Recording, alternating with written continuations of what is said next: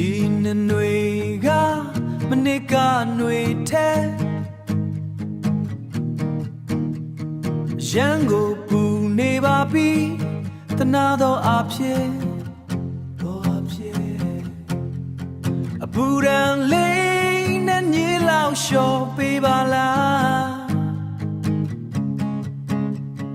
နေ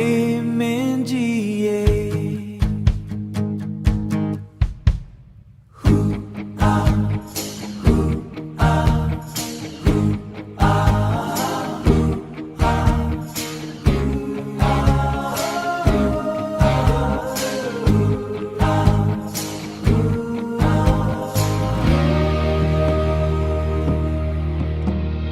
နေလေပူတယ်ညလေပူတာပဲဘယ်လိုနေနေရှမ်းကိုပူနေတာပဲကွာ